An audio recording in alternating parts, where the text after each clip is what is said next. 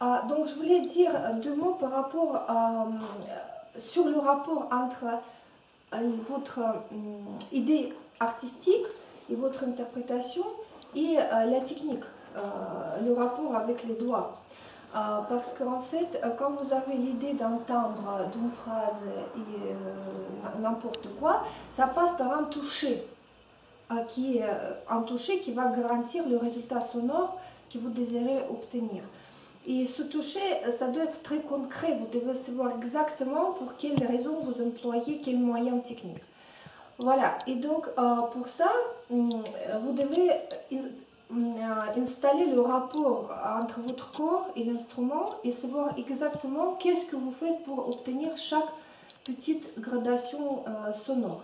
Donc ça paraît très logique, ça paraît très évident, mais hier par exemple j'écoutais un pianiste qui ne pouvait pas aller au-delà de mezzo forte gentil parce que je pense qu'il craignait frapper s'il joue plus fort. Et donc en fait hier j'ai attendu quelqu'un qui est concertiste, qui a beaucoup de concerts, mais sa palette sonore elle est très limitée entre quelque part au milieu. Et alors, quand j'ai regardé qu'est-ce qu'il fait avec son corps et comment il agit, j'ai compris où est le problème. Le problème, c'est que son corps n'intervient pas.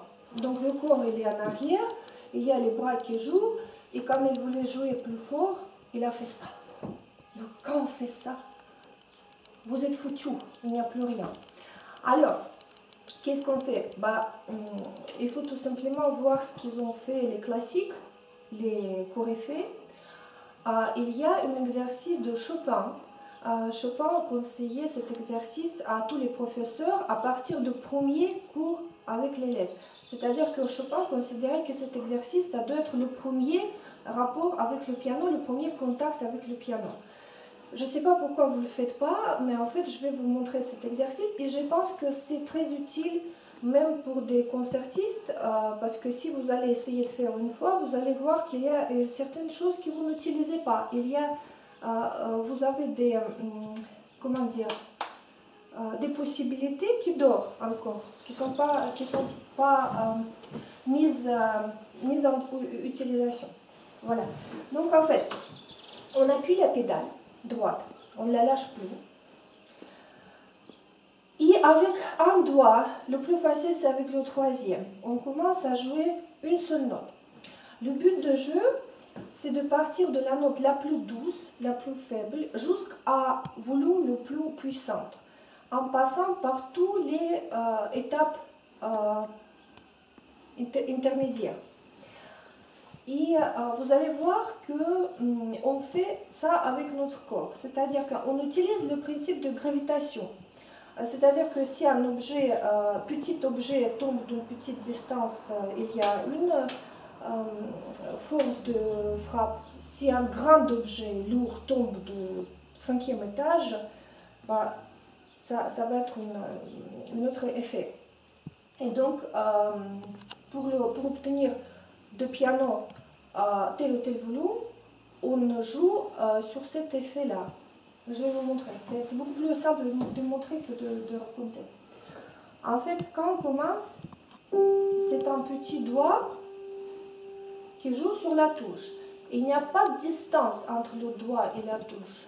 On peut faire très doucement. Ça, c'est un très bel Steinway avec lequel on peut tout faire. Quand vous commencez à augmenter,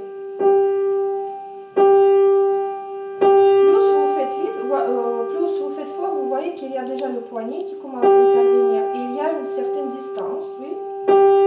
Après, c'est avant-bras. Après, c'est tout le bras. Et en fait, vous pouvez faire le plus fort. Et vous avez toujours le son rond. Il n'y a pas de frappe. Il y a quelque chose de très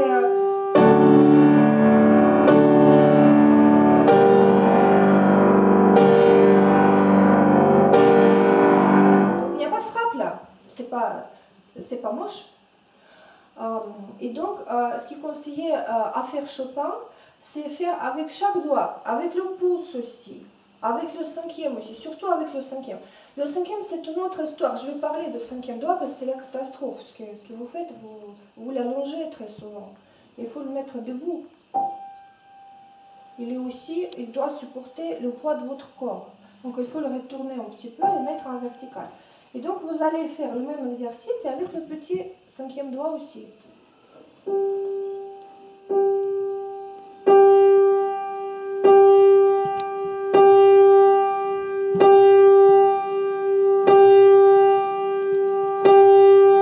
Et après vous faites inverse, c'est-à-dire que le plus fort, le moins fort, le moins fort, le moins fort. Maintenant pour gagner le temps, j'ai fait vite. Mais si je ne me trompe pas, je peux avoir 58 ou 59 différentes volumes entre le moins fort et le plus fort. Donc en fait, c'est ce que vous devez faire déjà avec vos élèves à partir du premier cours. Et puis, même si vous êtes avancé, ça fait du bien de reviser cet exercice régulièrement pour réinstaller cette sensation que j'ai fait je peux commander n'importe quel volume et je sais exactement immédiatement avec quel moyen je le fais. Voilà, ça c'est la base de notre interprétation pianistique.